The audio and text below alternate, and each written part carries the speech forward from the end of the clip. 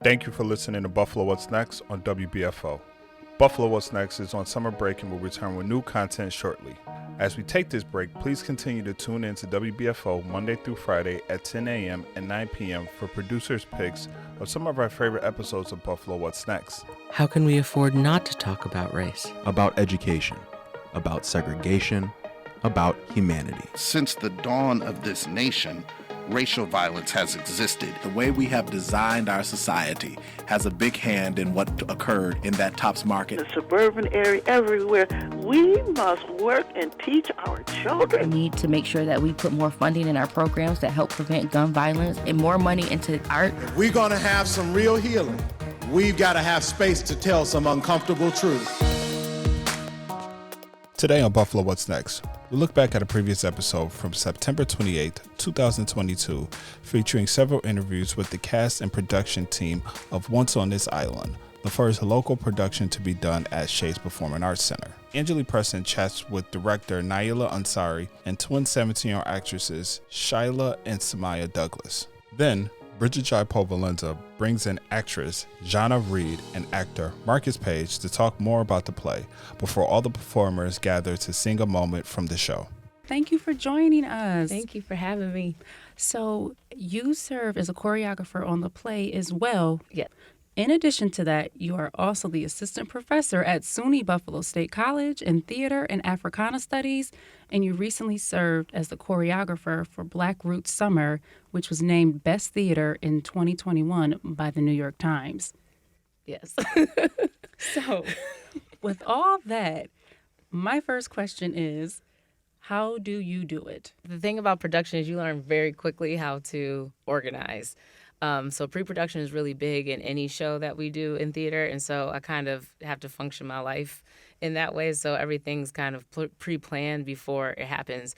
It's one of those things that I'm able to prepare myself when I know that I have 4 weeks that's going to be crazy, that I'm putting a show up, and then I have time to kind of relax and get things done beforehand. So a lot of it's really just pre-planning and a lot of organization and a lot of help from my family with my son.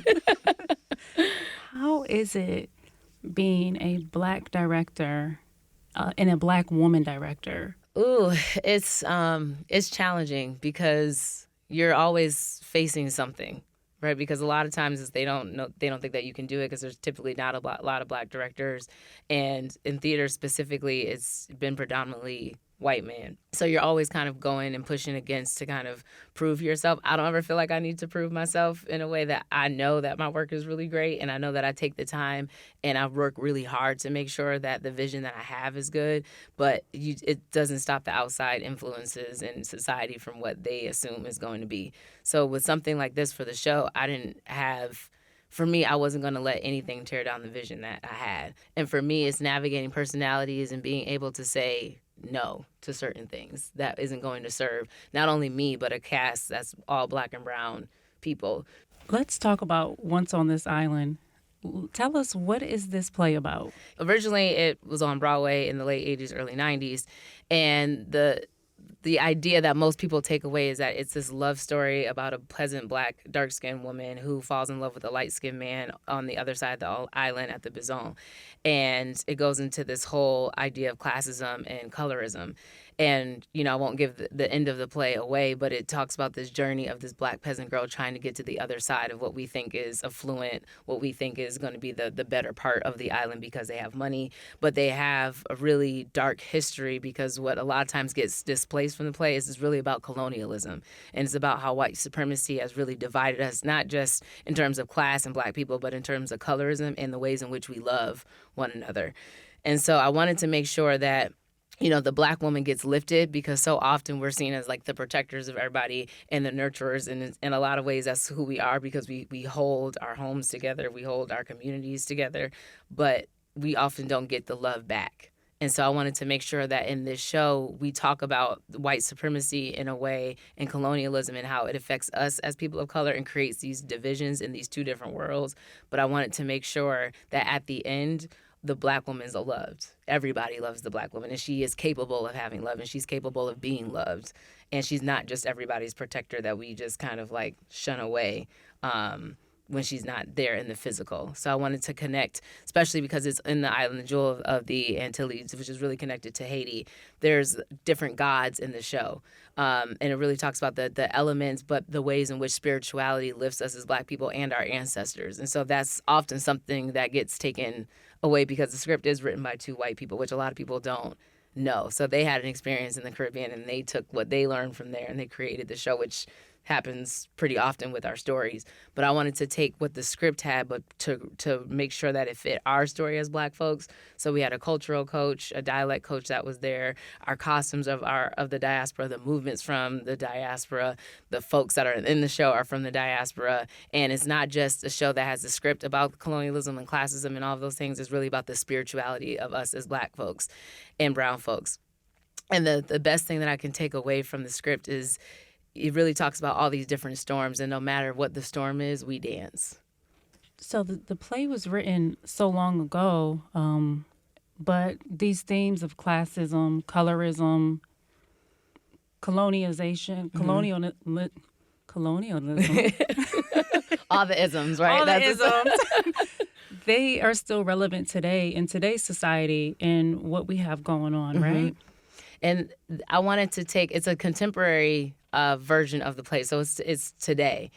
And even though the script was written 30-something years ago, it's still prevalent to who we are and the battles that we're facing, particularly now with Black Lives Matter, because we're also in this weird transition where a lot of people want to uplift Black folks because it's like socially the right thing to do, but we still don't know how to do it. And so for me, this show was something that we're going to do it in real time, but we're also going to show that, like, we just can't be this idea of, like, because this movement is here and we had George Floyd, we're still going to have our joy regardless of what you have. Whatever storm you throw in our way, we going to make it work, and we're going to do it together as a people. And so when we talk about the contemporariness of the play, it's really situated for us to be who we are authentically and unapologetically. And we had to go through a lot to make sure that we were as authentic and unapologetic in the space, because when you're dealing with, again, audiences, you're dealing with these institutions, it was still very prominent, not only on stage, but off stage. Because a lot of times we have theater in Buffalo, but it's also very white.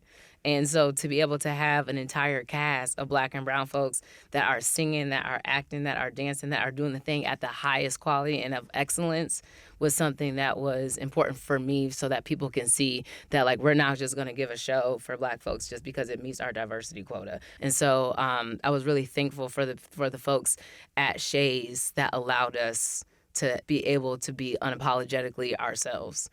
Because this is Shea's first local production, yes. Right? Yeah, this is Shea's first production. So it was a lot for everybody. You know, we had a lot riding on this because you want to be able to continue to produce shows. Because oftentimes people don't realize that Shea's is what we kind of know as a roadhouse. So they bring in other shows, but they don't necessarily produce their own shows. So for them to have chosen this play, but for them to have allowed me to have the cast that I have and to envision the story that the ways in which I wanted to, still true to the script, but to adapt it so that it fits who we are. How important is it for representation in the arts? It's so important. And, you know, I wanted to be able to use the show as a vessel and a way to get folks into the space for theater, because it's so predominantly white. I'm from Ujima Theater, so, like, I've been around for a long time, and Lorna C. Hill was my mentor. So, you know, I was able to see and grow up in theater in very different ways, to see how we've been treated as Black and brown actors and choreographers and dancers. And then I've also been into the conservatory spaces where I've seen them treated really well because they had a lot of money and they were really big white institutions. And it's interesting because Felicia Dove, who is our costume designer for the show, this is actually her first production in theater. So she's a fashion designer. And she's local. She has her Black company. Monarchy. She has Black Monarchy. It's in the 5 Points on the west side. And when she came, she was like, oh my goodness, this is like a whole different world. She had wardrobe people, getting all the costumes together before we all went into our first show. But to have that experience, she's like, oh my God, I wish I would have known about this. And it's so often we just don't have access to getting our Black and brown communities into these theater spaces because it's expensive. It's expensive to get training. It's expensive to go to these schools. It's expensive to even have access to go to Broadway show. I mean, you're paying $200 just to get a decent seat at a Broadway show now. And so what I wanted to do with this show was to be able to give access to a lot of different people that don't have access to typically. And that's not just in terms of the costume design. We have ASL, American Sign Language, in the show.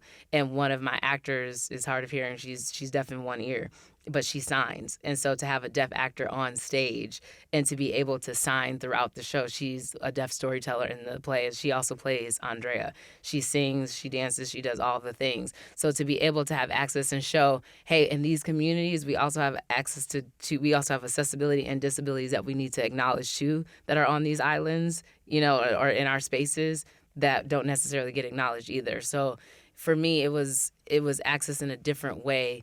So not just for the audience to see representation of themselves, but for us to be represented behind the scenes. Our creative team predominantly were all Black. And a lot of us, I think we were all women, minus Patrick, our dialect coach, that was behind the table. And that is so often not seen. One of our actors, he said the one day in rehearsal, he was like, you know, I just have to say this. He's like, I've never seen an entire group of women behind the table in a rehearsal.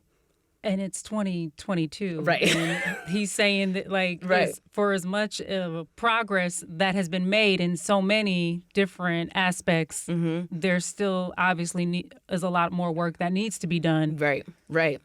And to be able to have that and have a team where you're just looking around and you're just like our intimacy coach, Themby Duncan, she's a Black woman. Felicia Dove, Black woman, our costume designer. We had a woman ensemble, Megan Callahan, who was our acting ensemble coach. Tioga, my assistant director, Black woman. Megan Rakapele, our associate choreographer, Black woman. Our stage manager, Susan Stimson, and Kim Velton, they're women. So it's amazing. And it's just really not seen. And is the dynamic, I'm sure the dynamic obviously is different, being led with the creatives and the behind the scenes and the people that you don't necessarily see on stage are Black and brown women. Yes. Our lighting designer is a Black woman, Asia Jackson. She's from Boston.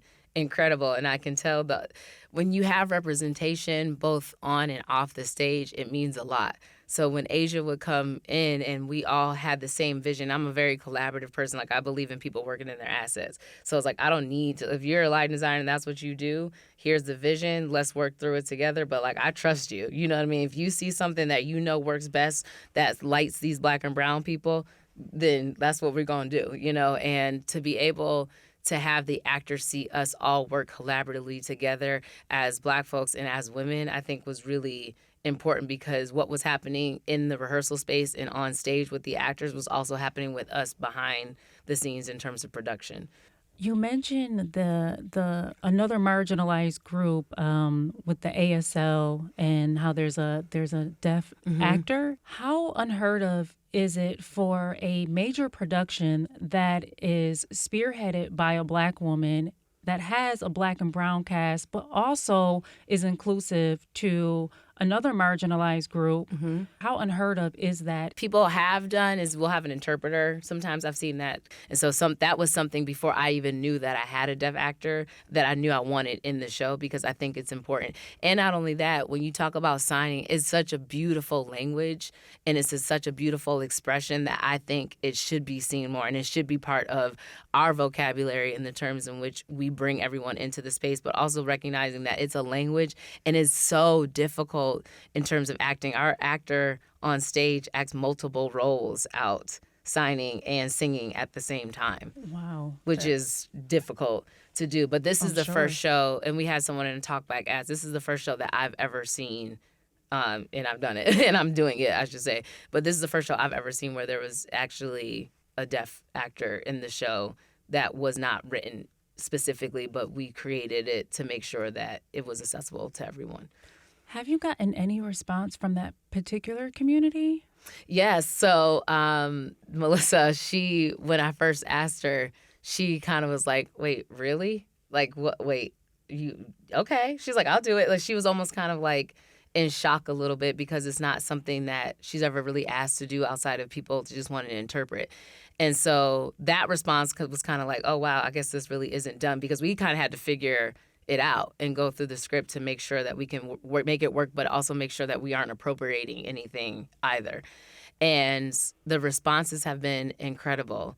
And I've had a few audience members that were, they're have relatives in the deaf community that they brought their families to the next day, because they felt like, wow, like I can have somebody come in and they really understand the story that's deaf. But then I just also had different people from the disabilities community that was just like, thank you. They're not deaf, but, they're in wheelchairs, or, they're figuring out their own ways of trying to be inclusive in the space. And they're like, thank you. And they noticed it right away. That's amazing. Because I feel like that community is, they don't have enough representation. Mm-hmm. I mean, Black and brown, of course, we don't. But even more marginalized is the disabled community. So I think that's amazing that you thought that, you thought it through and you're doing that. And that this play is doing that, is really like catering to multiple groups. Yeah. And it's also showing that, like, colonialism isn't just about race and color either. It divides us in so many spaces. And who are we to say that people that have disabilities and need accessibility in different ways, that they can't be a part of the shows that we're creating? Because that's real life. If we're talking about real characters, it's real life. And I wanted to make sure that the island, we all had characters that we all could identify in the space. There's queer Black men on the island, that they've taken their characters on in particular kind of ways. There's Black women that are like, I'm going to be a tomboy. Like, I want to show that I'm a tomboy on the island. And so everyone picked their own characters that they wanted to be, so that we could show the inclusivity of who we are as a people that we often overlook when we go in front of an audience. And it happens all the time in television and film, but it happens a lot in theater as well. I want to just pivot for just a bit. Well, let me just backtrack. Why is this play needed in Buffalo right now? Well, so besides everything that's just going on in our communities in general in the arts, and having lack of diversity is really important, because something that has been dear to my heart is what happened in 514. And I've been in a big initiative with the Community Health Center of Buffalo, where my mom, Dr. Naila Ansari, is the CEO of Building Art and Healing. And this show was part of that journey for me on how can we bring a healing to the community, particularly after we have a massacre like that that's set by white supremacy. And how do we come together to feel like we can love these Black and brown bodies? And even though it's a story, for me, I always say, I might not be a surgeon, but for that hour and a half, I can make you forget all your problems, right? This show can take you to a totally different world. And then, fortunately or unfortunately, whatever works afterward, you can take that memory and have it forever. And that's something that I know I can do as a healer. So I might not be able to physically do it as a physician or a surgeon or a therapist in certain ways, but I can create a story for you, and I can show you something that's going to impact you, that can give you a good memory for the rest of your life. And so that's something that I'm working really diligently on. And for Buffalo, for what we've just gone through, we had some of the TOPS workers that came to the show that we invited to come as a space and to use art as a place for healing, because sometimes it isn't a financial struggle. We're all in this together as a community to uplift and uphold our strength of a community to give a healing to one another. And so I think theater has always been a space for that. And now that you have the representation of us on stage, is something that we're now doing for ourselves together through art. Our community is still reeling from the racist massacre that was rooted in white supremacy that happened on May 14th. What has been the response from those TOPS workers or survivors that have seen the play? What are some of the thoughts that they've had or expressed to you?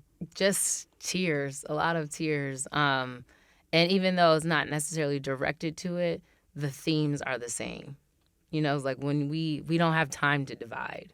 It's not going to serve us. And, the end of the show, the song is Why We Tell the Story. And we really are, we're telling the story because it's everyone's story that's Black and brown in this world, particularly in America, particularly in the Caribbean. And so for us, the responses from them to say, thank you for creating these spaces for healing. Thank you for bringing this art to Buffalo. Thank you for bringing this art to us. Thank you for letting us be seen on stage. That's the biggest takeaway that I could ever have. I want to pivot because you do so much great things. The Smithsonian, you have something coming up in November. First of all, the Movement of Joy. Yes.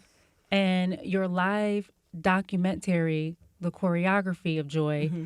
Can you tell our audience what that is about? Yes. So I'm the researcher and founder. As a professor, a scholar, I research Black women joy and what does that look like through performance, and how can we archive ourselves to be able to have a legacy and to pass on to our, the next generations. Also to change the narrative of who Black women are. So often when we go back in time, we have these archives that have been really documented and catered to by white men. So it's written in a way that doesn't really speak to our joy as Black women.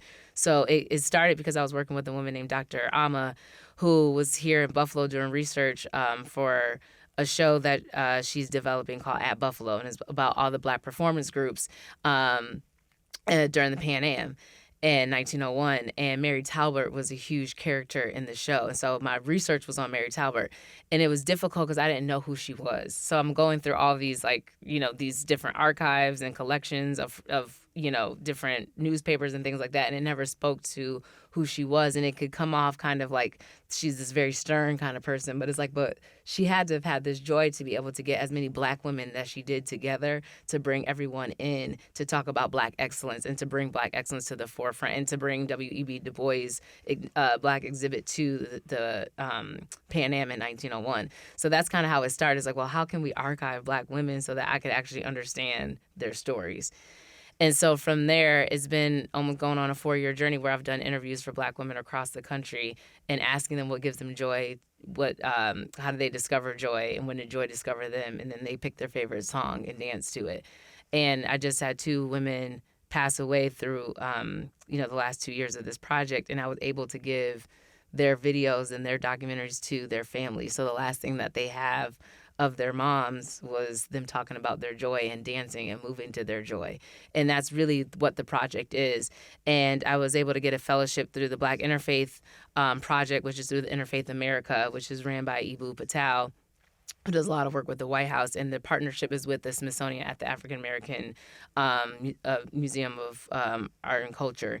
And I will be presenting this work there in early November to show how we can do it, how we can archive and create these spaces for Black women and to tell their stories, and the ways in which we choreograph our joy can be something that's archived and passed on. When I saw the documentary, because I watched it, and it spans, there's group of ladies, and it spans different generations, and each one of these ladies is saying what their joy is, and they all have something different. One lady talked about the birth of her children. One talked about her man. Right. It was just so different what every Black woman's concept of joy was. What about you, Naila? What's your joy? Ooh. So my joy is my son. Just the joy that he gives of just him growing up as a human being, just to see him just develop, and just he has his own personality. If people know my son Noah, they know that Noah is Noah. So to be able for me to raise a son that feels comfortable to share his emotions gives me a joy. But ultimately, serving people and being able to have people be the best that they can be and of the highest quality that they can be, and see the best in themselves is something that gives me joy. And also discovering it for myself, because in this project, it's like every day I'm rediscovering what it means to have joy, and that I'm trying to find it consistently. And so I'm not there yet to answer it like in finite, and I don't know that anyone can until, I think that's a certain kind of a person that's in that practice that can do it. And a lot of times it hasn't been the older women. It's really been the children that, can really just speak it off their tongues. Most people have that pause. But I'm learning every day what gives me joy and things that I can pull to make it more consistent for myself. But what I say that makes me spark the most is being able to give, to impact other people and to be of service to them, to be their greater selves. And that's what I'm learning. And, with the cast, they'll say like I'm hard on them to make sure that they give the best that they can give. But I'm also a friend to them as well. And I'm also compassionate. And I'm someone that wants to be able to make sure that everyone could be their best and we're all going to do it with excellence. And so I think that, right now, that's my joy. So much dedication that you and the cast and behind the scenes production have put on this play, into this play. What's next for you? Two-part question. What's next for you? But also, what do you want people to take away from this play? Mm-hmm. So what's next for me is I'm at Buffalo State, so my students in development and working through our theater and dance program there as well to make sure that we have, again, access. We have a large population of our students that are Black and brown at Buffalo State to keep uplifting them as a professor, which is my everyday job, and to get more folks into the field. And then what's physically next for me in terms of like creating, I'm going to Michigan Tech actually at the end of this week, and we'll be literally coming back the day for the closing day to bring this work to Michigan Tech University. So those are like the immediate things of what's next for me. And I'm working on an article and a book right now for the Movement of Joy. And what I want people to take away is that black and brown excellence is not a monolith, and that it looks and it comes in different ways, and that we need to be open to the ways in which that comes, and that we need to make sure that we are healing our communities, but most importantly, that we're making sure that we show Black women love. Naila Ansari. Next up, Angelea speaks with young actresses Shylah and Samyah Douglas. Hi, ladies. Hi. Tell us about your characters. So I play the little girl, and she's 8 years old, and this whole story is being told to her. I play young Timoon. She is a 6-year-old child. She's very energetic and outgoing. What do you ladies hope that the audience gets from this play? This story tells us a lot about the past and how things still are today, about like being diverse. And I want the audience to take away the fact that times are changing, but they're also, in a way, still staying the same. I want the audience to know that the Black girl in the show, she is supposed to be forgotten, but in our production, she is remembered, and she is thriving even in her afterlife. Do you ladies see yourselves in your characters that you play? Yes, I see myself. I had to go back and remember my 8-year-old years and how I had a lot of energy and talked to everybody and played around with everybody and everything, and it was fun. I definitely see my younger self in Little Timoon because she's very energetic and she's really same as the little girl. She's very outgoing, she's very talkative, she's very mischievous, and it's fun playing a 6-year-old every night. How is it not having a regular job like maybe some of your friends may have, being teens, being 15? I know that my first job as a teenager was McDonald's. I think that's like the standard, like a teen working at McDonald's or like a grocery store. But your first job is showcasing your talent for an audience, for people. How does that feel to be so young? It feels good because we get to do what we love while still getting a paycheck.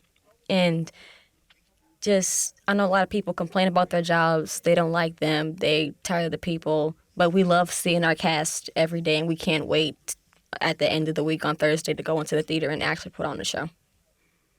Same thing, yeah. I know one of my friends, she just got a job and she already hates it. And she's like, I have to go to work today. Sorry, I can't hang out. I'm like, it's okay. But then when she asked me, I have to go to work, she said, you're not mad about it? I'm like, no, I actually love my job, so. How do you balance school and work? So I managed to get up at 6 o'clock every morning for school. We have to be there by 8, I believe. And if I have homework, I go to the library. If it's a lot, I go to the library during my lunch, and I do as much as I can. And then when I get home, I try to finish it and take a nap or vocal rest or just trying to eat something before I leave to rehearsal or to the theater to get ready for the show. I usually try to plan my day out beforehand, like the day before, so I know get up at this time, homework at this time, nap at this time, go to theater by this time. So it's all planned out, so I don't have to worry about, I thought I wanted to do this, or I'm kind of a control freak, so I like planning out my stuff beforehand. What is your dream role? My dream role right now is Josephine in Ain't Too Proud, Temptation Story. I actually have two. It's, well, kind of three. But whenever somebody makes a Princess and the Frog musical, I would love to play Princess Tiana. And my current ones would have to be, like when I'm older and like 18 or more experienced as an actor, it would have to be Glinda in Wicked. But for right now, if I had the chance to be little Tina Turner, it would be amazing. Where do you ladies see yourselves? Do you want to continue doing theater? Do you want to be Hollywood, do movies? Do you want to do both? I see myself starting off in Broadway and eventually working my way up to being in movies in Hollywood and TV shows. I definitely see myself sticking to Broadway because in Hollywood, if you mess up on a take, they can say, okay, act two, well, take two. But if you mess up on Broadway, you have to keep going, and that pressure keeps me motivated. Shylah and Samyah Douglas. And we end today's show with Brigid Jaipaul Valenza speaking with actress Zhanna Reed and actor Marcus Paige to talk more about the play before all the performers gather to sing a moment from the show. Thank you both for being here. First off, how are you doing? We're doing fantastic. Buffalo's been amazing. The show experience has been amazing. So this has been a lot of fun. I'm feeling good. You know, it's a rainy day today, but we dance in the rain on the island. Tell me about the play. It's basically The Black Little Mermaid.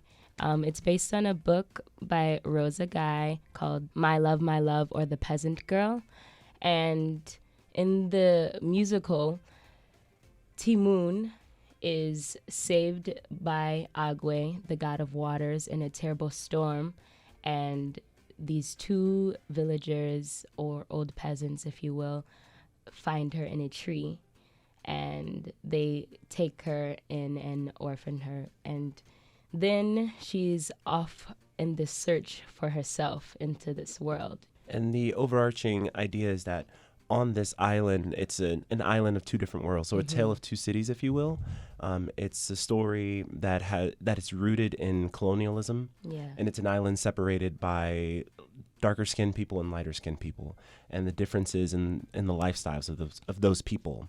And Timoon comes from a world where she is a darker-skinned person. She belongs to a peasant family, and she finds Daniel crashed in his car, and she goes on this journey of trying to heal him and in a way kind of bridge these two worlds. And so it's a story of sacrifice, a story of love, and a story of trying to break down barriers that have been set up. So it's really a story about, I think, classism, classism and colonialism and breaking down those barriers. This musical is set in a bit of post-slavery Caribbean island that doesn't necessarily have a name. It's an unnamed fictional The Jewel island. of the Antilles. Yes. Yet it really does deal with a lot of things that we are dealing with modern day. Yeah. There's a divide with class. There is a divide along socioeconomic lines. All of those exist in actual real life, real Buffalo, real world today. Why do you think we haven't learned anything from the fictional world of this past to our modern day world? Well, I think a lot of it comes from failing to recognize and speak on it and really bring it to an audience in a modern way. And I think that Naila, our director, Naila Ansari, her goal with this show, because it's been done a lot. It came out in 1990. They did a revival in 2018 on Broadway, and it's been done throughout many regional theaters. But her idea, not like this. Like her idea was, we need to explore the ideas of colonialism because that reverberates today. We need to explore those ideas of economic disarray and inequalities, but also what we really need to do is elevate and celebrate the Black woman. And I don't think that's something you see a lot with this show.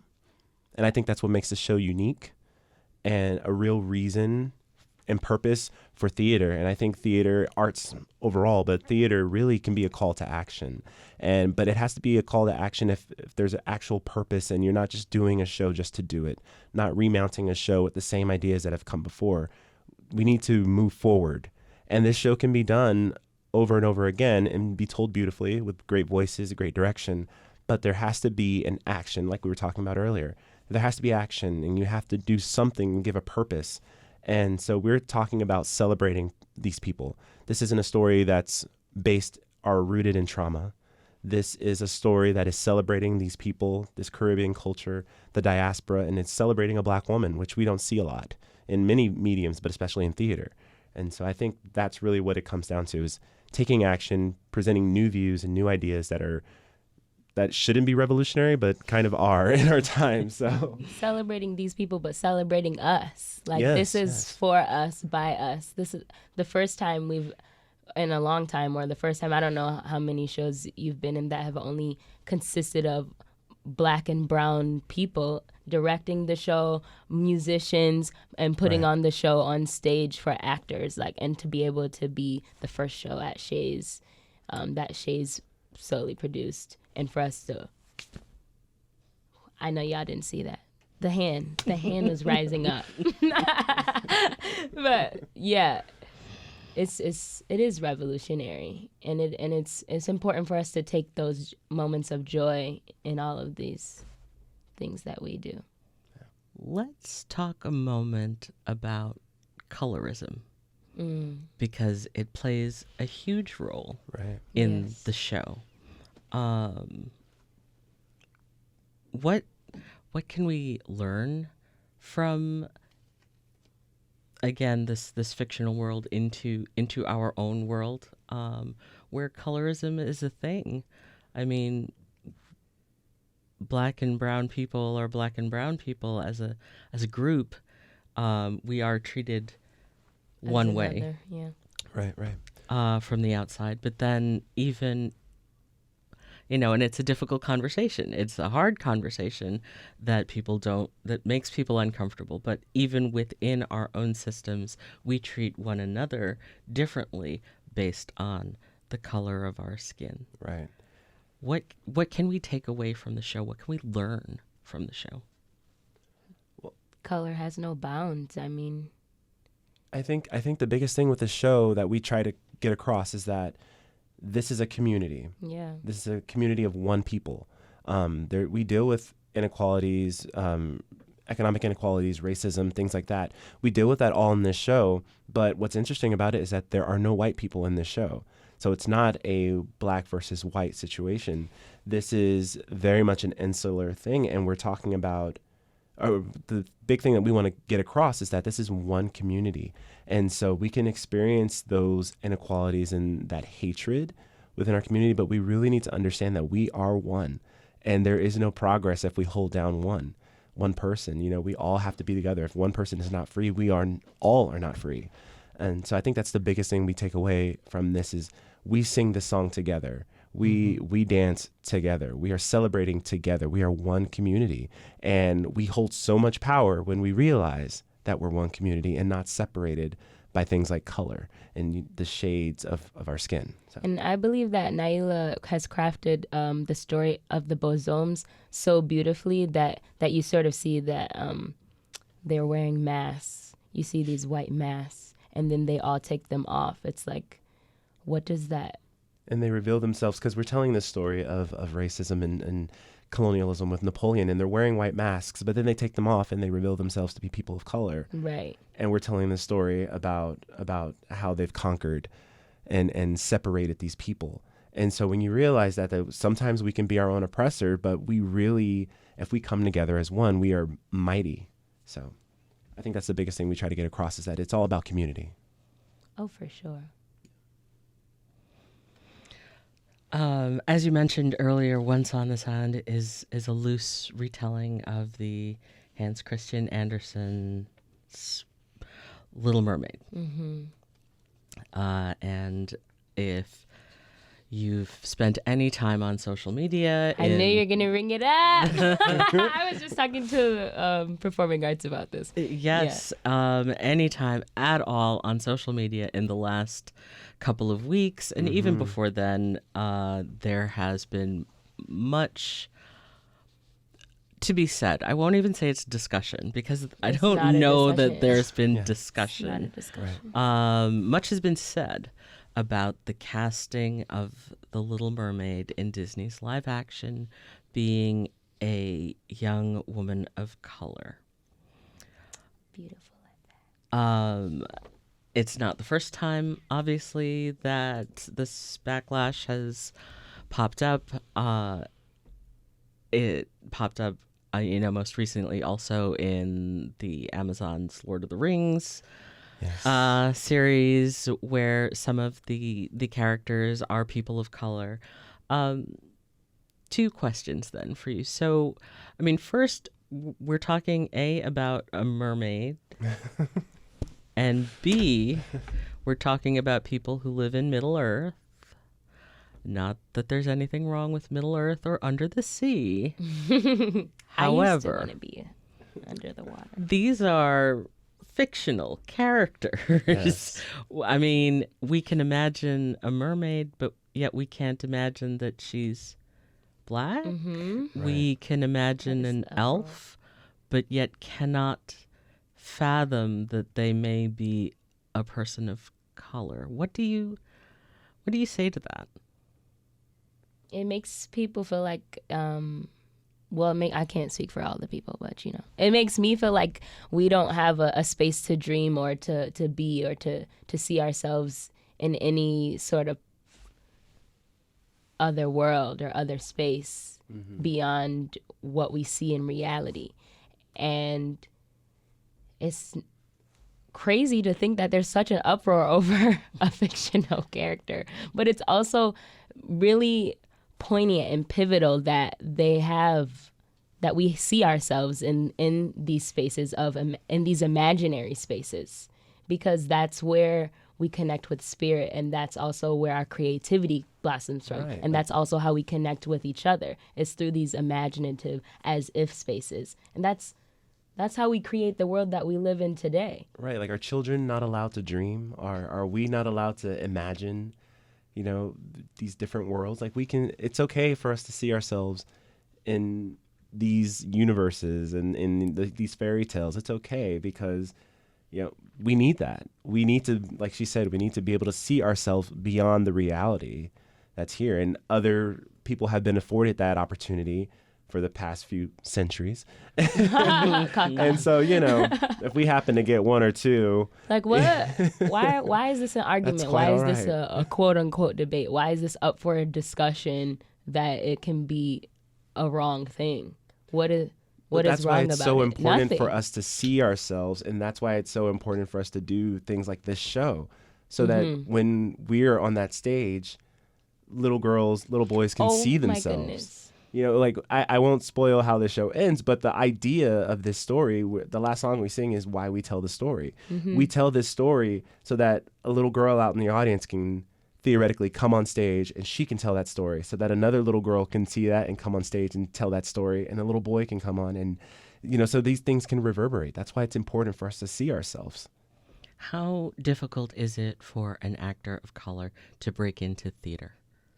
And I guess I'm speaking specifically really about stage arts, not necessarily movies, because while we would strive for 100% representation, there is a sense in Hollywood for movies that, you might have actors of color. That's not a weird, odd thing, but people don't necessarily see the stage version of Macbeth having... Right.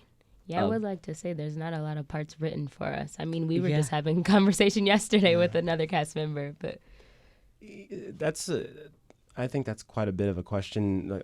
There's a lot that goes into that. But I think what it really comes down to is it's a systemic issue, and it's a gatekeeping issue. I think there's a a lot of people, one, who are hiring and casting for these things that only see Black actors being in roles that are specifically made for Black people. You know, how many times have you seen Rent and the two Black people in the show are Collins and Benny, I believe his name is. But yeah, so how many times do you see Rent and it's the two Black actors are those two gentlemen?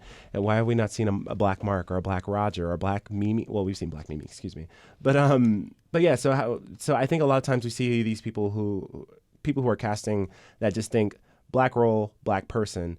But also I think there's a lot of gatekeeping when it comes to opportunity, and a lot of times people come out of a conservatory system, they come out of big training schools, and there's a lot of inequality in the education system where a Black student may not be able to go to these big theater schools and get that BFA or get that master's degree in theater that opens a gate for them to go out into the world and really get these audition opportunities. So I think we have to talk about how gatekeeping is preventing an opportunity, is preventing people from even getting in the space, being in the room. Like, you're not even allowed to get into that room unless you've gone through a system that really has been created to help develop non-people of color. And those systems perpetuate the idea that there can't be multiple Black experiences. Like, it makes it seem like this is the Black experience and this is only one thing. But the way I exist, it may not be the same as the way Marcus exists or the same as you exist. Right. It devalues our experience as a whole. Right, and we walk into a room and you see our color before you see us as the actor, which is not necessarily great, because if I were to go in for, Anything Goes, you're not going to look at me and say, oh, he's going to be a great actor, a great dancer, or whatever. You're going to say, oh, he's Black, and usually Billy in Anything Goes is not Black. So am I going to cast this guy? Probably not. You know what I mean? And so it's just, we have a lot of barriers that we have to get through from the onset, even before we get in the room. So yeah, it's difficult. Do you think the sense of not seeing people of color in terms of having, a space in Middle Earth or under the sea really is sort of the start of that gatekeeping? If we don't or cannot see ourselves in that space, being that character, being an elf or a mermaid, then certainly we wouldn't push for something like that. Yeah, I mean, you see a lot of times, I see a lot of auditions come through, and I may or may not submit for just knowing that, I may not fit what they're looking for just because I'm Black. I might be able to move or dance, or I might be a tenor and they're looking for a tenor. But if I see that it's a certain role, sometimes you might have trepidation even submitting yourself for that because you haven't seen that before. So I think that, again, that's why it's important for us to see ourselves on stage, see ourselves on screen. Because we need to know that it is possible for you to be a mermaid. It's possible to be an elf. You can be whatever you want to be. Whatever you want. You can, as an actor, you can do something other than, ragtime. It's possible. I know. It's a beautiful show. Love ragtime. But it is possible to do something other than that. Well, certainly, because you have the title of actor. Indeed. That part. We're going to act as if. What would your younger self say to you now? Your younger self has gone and seen this show, and they are ecstatic. And what would your younger self say to you? Oh, wow. I know. I feel Am like I gonna make you cry? I think I'm gonna cry. We're talking to actors. We're emotional. I'm like, Stop wait it. a second. Like, the amount of different parts that I cry on stage would be baffling me. Oy vey. You go. I need to think.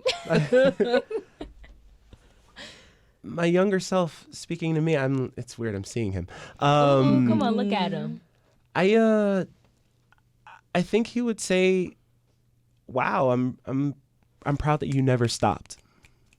I'm proud that you never stopped, because I grew up in Compton, California. I have no idea. I had no idea what I was doing when I decided to go into stage and music and all that. And there are many a time when I could have just been like, I'm just going to do something else. After college, I actually went into real estate for a while, and I was doing that, and that was fine, but it wasn't fulfilling me. And and I think my younger self would look at me now and say, good on you for not stopping, because you're here. So your younger self has a seat at this table. Absolutely. Yeah. At whatever table you want to sit at. Yeah, right. I'm absolutely not avoiding you. And didn't forget about you. Didn't forget about No, I don't did not. forget about me. Same question. Yeah.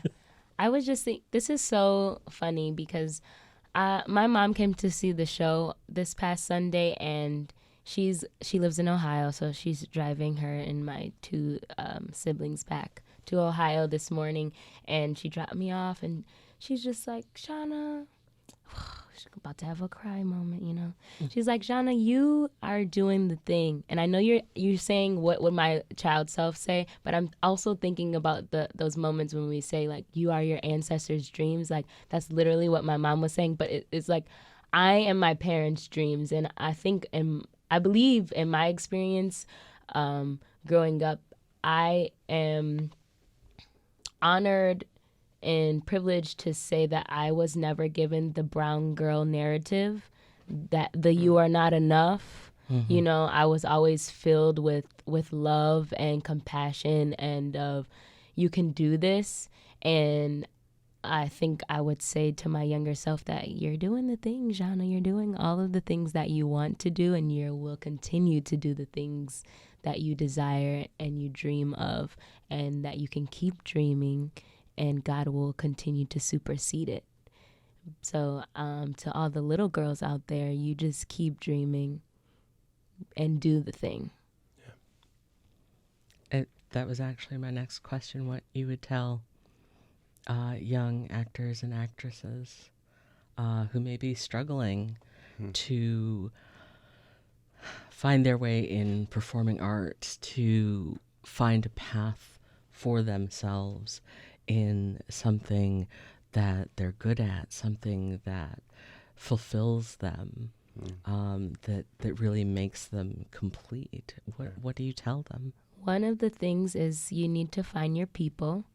In that respect, I mean, find the people doing the things that you see yourself doing or the things that you're interested in doing. Inquire, talk to them about it.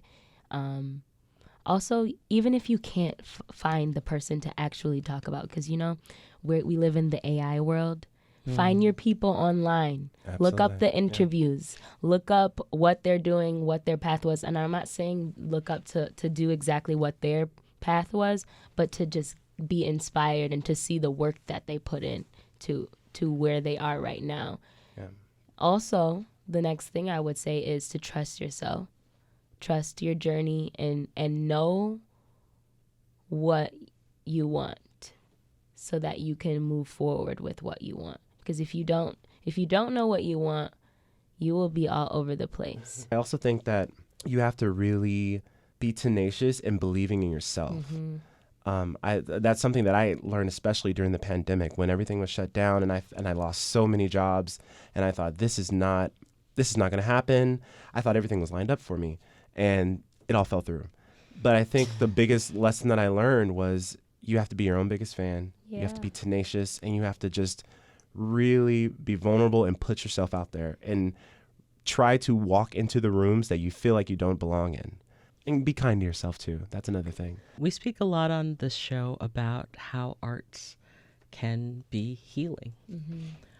Buffalo has been through a great deal of tragedy in the last few months.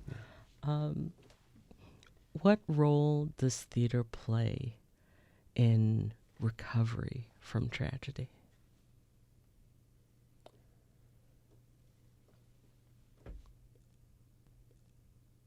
I think theater allows us the opportunity to reflect. I think a lot of times seeing something on stage allows you that opportunity. If you try to give yourself advice on a situation, it may not resonate with you, obviously, but then if someone else were to tell you that same advice, you think, oh, maybe you're right. And I think it's a similar idea with theater. If you can see something on stage that you relate to and there's a message there, it might permeate you in a different way. I think especially with this show, handling grief and handling tragedy, I think the way we show that in our show, I think is done in a way that is quite beautiful and shows that this moment doesn't have to always be sad. This moment doesn't have to be traumatic and ongoing. It can be a moment of rebirth and of healing.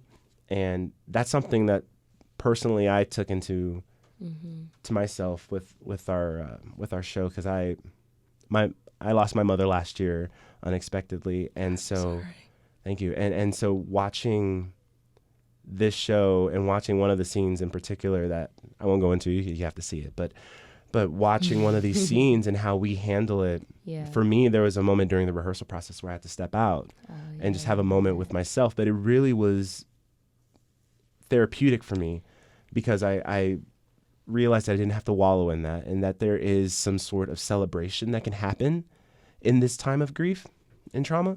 And so I think when you see it, it's a bit easier to process it and take it in for yourself. So I believe that the most powerful thing that the theater does and that we do with the show is that it opens up these discussions and these conversations through the spirit first, right? Because it's music, it's song, it's story, and then it unlocks something that sometimes you don't know why, right?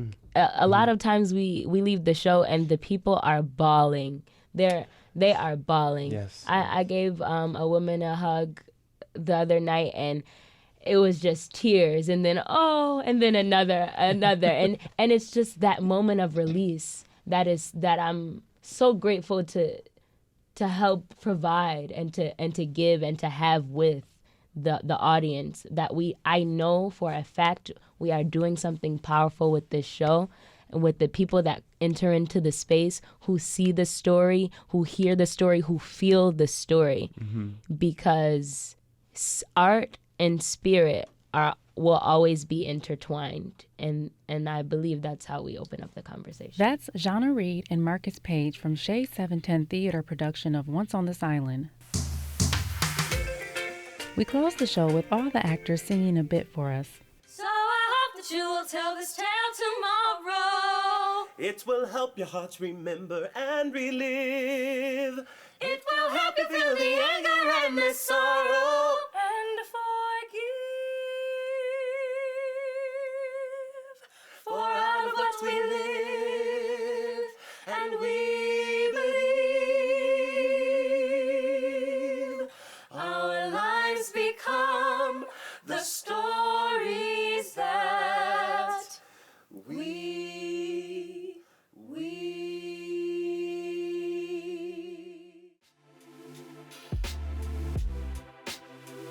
Since the airing of this episode, Zhanna Reed is currently in Perugia, Italy, performing in the Umbria Jazz Festival. And that will do it for today's Summertime Producers Pick episode. We would like to thank our guests, Naila Ansari, Shylah and Samyah Douglas, Zhanna Reed, and Marcus Paige. If you missed anything and you'd like to hear it again, a reminder that this program is a podcast. You can get it wherever you get your podcasts or the new Amplified BTPM app. And each episode is also online on demand at WBFO.org. This is WBFO and WBFO HD1 Buffalo, WOLN Olean, and WBJ Jamestown, your NPR station. This is Charles Gilbert. Thank you for listening.